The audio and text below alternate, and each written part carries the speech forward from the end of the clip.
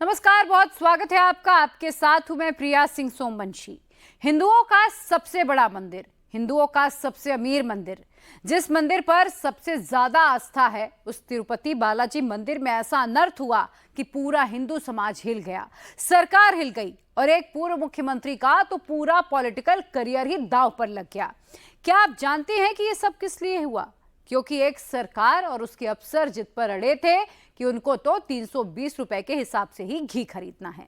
सस्ते के चक्कर में जो घी खरीदा गया उसमें घी कम और जानवरों की चर्बी ज्यादा मिली। चर्बी ने आस्था पर ऐसी चोट की है कि चीखें निकल रही हैं। एक रिपोर्ट देखिए।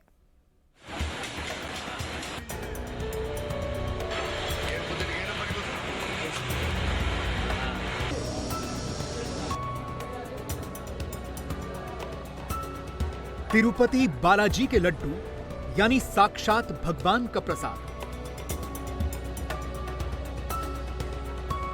अद्भुत दैवीय स्वाद। ऐसे लड्डू कहीं और नहीं बनते, ऐसे लड्डू कहीं और नहीं मिलते। कहते हैं कि इन लड्डुओं का प्रसाद ग्रहण नहीं किया तो तिरुपति बालाजी के दर्शन का पुण्य नहीं मिलता। बालाजी के इन्हीं दिव्य लड्डुओं में मिलावट हो गई।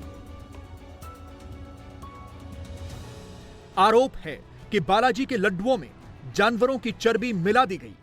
बालाजी के लाखों भक्त महीनों तक मिलावटी लड्डुओं का प्रसाद खाते रहे। ये आरोप किसी ऐरे गैरे ने नहीं लगाए, आरोप एक मुख्यमंत्री ने लगाए। घेरे में पूर्व मुख्यमंत्री हैं और सबूत के तौर पर साइंटिफिक लैब की दो रिपोर्ट्स हैं। एनडीडीबी यानी नेशनल डेयरी डेवलपमेंट बोर्ड की लैब रिपोर्ट में लिखा है कि तिरुपति से आए घी के सैंपल में फॉरेन फैट मिला है। फॉरेन फैट मतलब सोयाबीन का तेल, सूरजमुखी का तेल, जैतून का तेल, रैपसीड या कैनोला का तेल, अलसी का तेल, गेहूं के बीज, मक्के के बीज, कपास के बीज का तेल, नारियल का फैट, पाम कर्नेल का fat. Palm kernel fat, foreign fat में ये सब भी होते हैं। इनके होने से हिंदुओं की आस्था पर उतनी चोट नहीं लगी, मगर जैसे ही तिरुपति के लड्डू प्रसादम में फिश ऑयल यानी मछली का तेल, बीफ टैलो यानी गौमांस की चर्बी और लार्ड यानी सुअर की चर्बी होने की संभावना सामने आई, बवाल मच गया। धोखा लगा हमको, क्योंकि हम विश्वास से इधर आके प्रसाद लेके जा रहे हैं। ऑलरेडी हम लोग अन्नप्राशन जाके आया अभी, सो इसका पहले को अभी को डिफरेंस है। सो लड्डू में भी टेस्ट में डिफरेंस आया। अभी तो क्वालिटी मेंटेन कर रहे हैं। Previously quality is not there, अभी तो फिलहाल ठीक हो गया सभी। भगवान के मंदिर में ऐसा अगर होता है तो फिर दर्दनाक बात है। बहुत दुख है। वो अन्य मतस्थ का दूसरा रिलीजन का कॉन्ट्रैक्ट देने के लिए इसे होता है। आज हम लोगों ने नहीं लिया, जो ट्रैवलिंग के लिए एक लड्डू मिलता है बस वही लिया, और सबको नहीं तो हर बार हम लोग 10 लड्डू लेके जाते थे, लेकिन इस बार नहीं लिए। सवाल है कि बालाजी के लड्डू में मिलावट किसने की? बालाजी के लड्डू में जानवरों की चर्बी किसने डाल दी?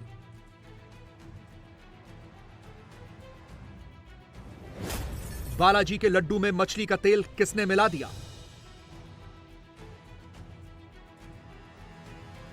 करोड़ों हिंदुओं की आस्था पर चोट डालने वाली इस खबर को अच्छी तरह समझने से पहले यह जानना जरूरी है कि बालाजी के लड्डू बनते कैसे हैं।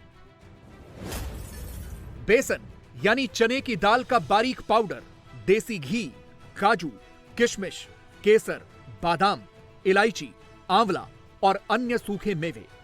बालाजी के लड्डू प्रसादम बनाने का इंग्रेडिएंट कमोबेश वही है जिनसे सामान्य लड्डू बनते हैं, लेकिन हर लड्डू बालाजी का प्रसाद नहीं हो जाता। तिरुपति के प्रसाद की सबसे खास बात इसे बनाने की प्रक्रिया में है। यह तिरुमला तिरुपति देवस्थानम की रसोई है, जिसे स्थानीय भाषा में पोटू कहते हैं।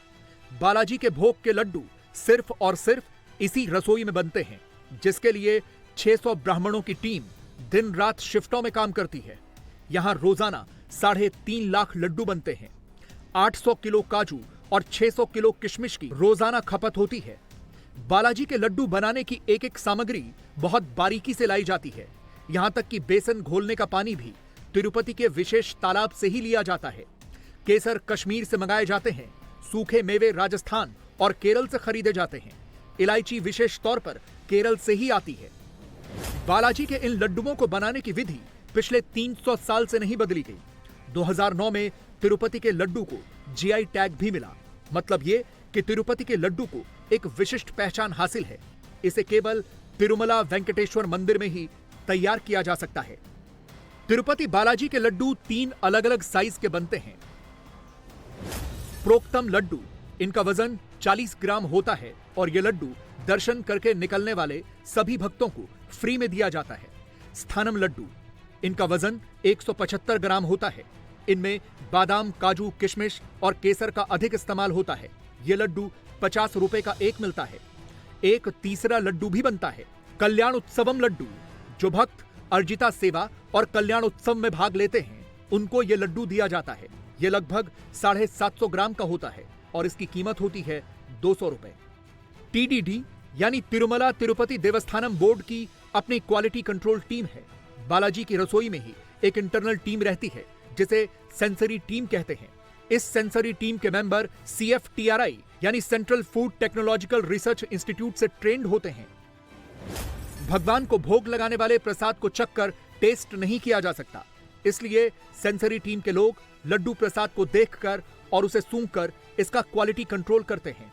सबसे पहले इसी सेंसरी टीम ने बताया था कि जुलाई 2023 से लड्डुओं का स्वाद बदलने लगा था। जून के महीने में सबसे पहली बार ये पता चला। जो सेंसरी टीम होती है यहाँ पर एक खास लोगों की टीम है, जो CFTRI जो एक लैब है मैसूर का, उस लैब से यहाँ पर उन लोगों को ट्रेन कर भेजा जाता है।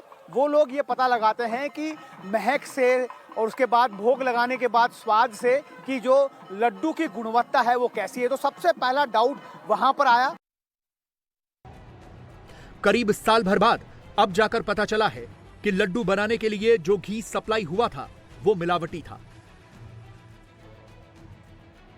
भगवान बालाजी के लड्डू बनाने के लिए TDT कर्नाटक मिल्क फेडरेशन यानी KMF से नंदिनी ब्रांड का घी खरीदता था। पिछले करीब 50 साल से नंदिनी घी से ही भोग के लड्डू बनते रहे। 2023 में KMF ने 320 रुपए लीटर के भाव पर नंदिनी घी सप्लाई करने से इनकार कर दिया। KMF ने घी की मिनिमम कीमत 370 रुपए लीटर रखने की डिमांड की। इससे कम कीमत पर नंदिनी घी सप्लाई करना उनके लिए संभव नहीं था। TTD के तत्कालीन CEO ने घी सप्लाई का टेंडर ओपन कर दिया। 5 निजी कंपनियों को घी सप्लाई का ठेका दिया गया। इन 5 कंपनियों में से एक कंपनी तमिलनाडु की AR dairy and agro foods है। AR dairy and agro foods ने 320 रुपए लीटर घी देने का टेंडर भरा। 12 मार्च को टेंडर सबमिट हुआ। 8 मई को टेंडर मंजूर हुआ। 15 मई को सप्लाई का ऑर्डर दिया गया। 20 दिन बाद सप्लाई शुरू हो गई। AR dairy and agro foods ने टोटल 10 टैंकर घी सप्लाई किया। एक टैंकर में 15,000 लीटर घी आता है, यानी कंपनी ने कुल 1.5 लाख लीटर घी सप्लाई किया।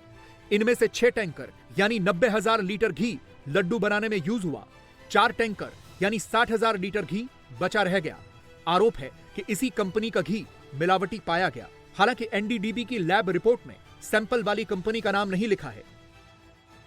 Since last 5 years, there has been a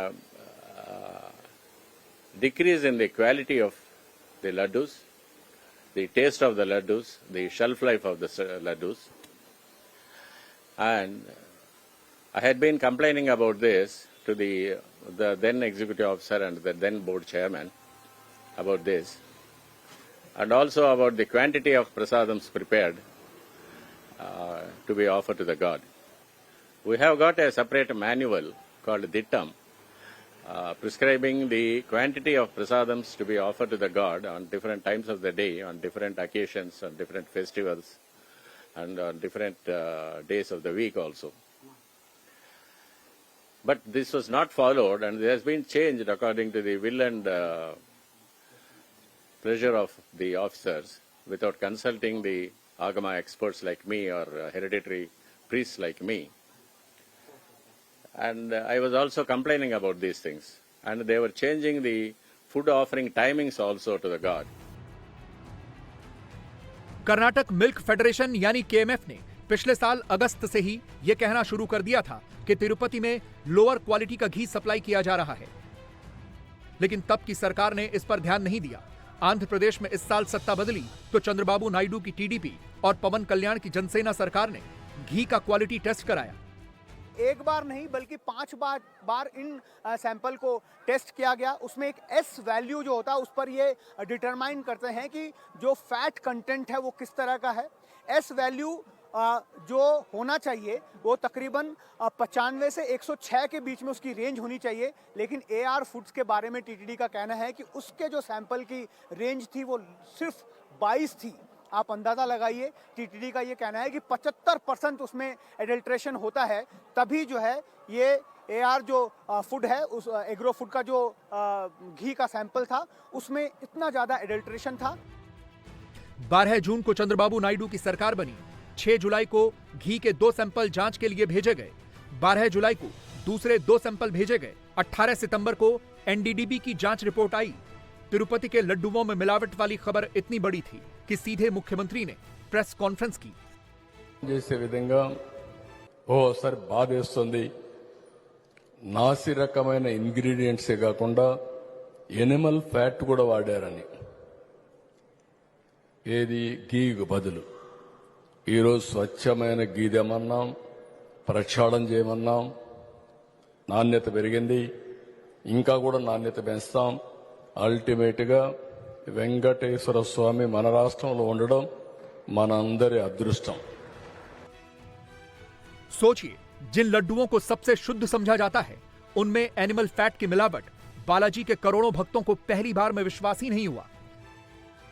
सरकार और पावर के हवस में आकर इंसान इतना नीचा और इतना गंदा गिर सकता है। वो गिरा हुआ गंदा इंसान, वो गिरा हुआ गंदे लोग ये बात भूल रहे हैं कि जिस आस्था और जिस भगवान, जिस मजहब को मानते हैं वो भगवान भी इनको क्षमा नहीं करेगा। चंद्रबाबू नायडू की सरकार ने लड्डू पर लीड ले ली है।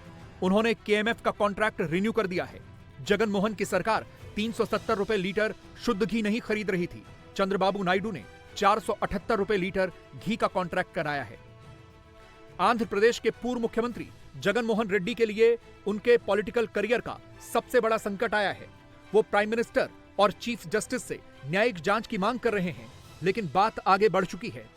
जगन मोहन को जब कार्रवाई करनी चाहिए थी तब उन्होंने इसे हल्के में ले लिया था। केवल घोटाले का नहीं बल्कि हिंदू धर्म को भ्रष्ट करने का, क्योंकि वाईएसआर सबसे बड़ा क्रिश्चियन कन्वर्जन में हिंदुओं का करवाने का काम किया था। तो वो कहीं साजिश तो नहीं कि हिंदू धर्म को खत्म करना। आंध्र प्रदेश के डिप्टी सीएम पवन कल्याण ने सनातन धर्म रक्षा बोर्ड के गठन की मांग कर दी। पवन कल्याण की मांग है कि पूरे भारत में मंदिरों से जुड़े सभी मुद्दों पर विचार करने के लिए राष्ट्रीय स्तर पर सनातन धर्म रक्षा बोर्ड बने। अभी तो यह शुरुआत है। बात भगवान के लड्डू के प्रसाद की है, बात आस्था की है, इसलिए यह बात यहीं नहीं रुकेगी। बात बढ़ेगी तो जगन के लिए और मुश्किलें पैदा करेंगी।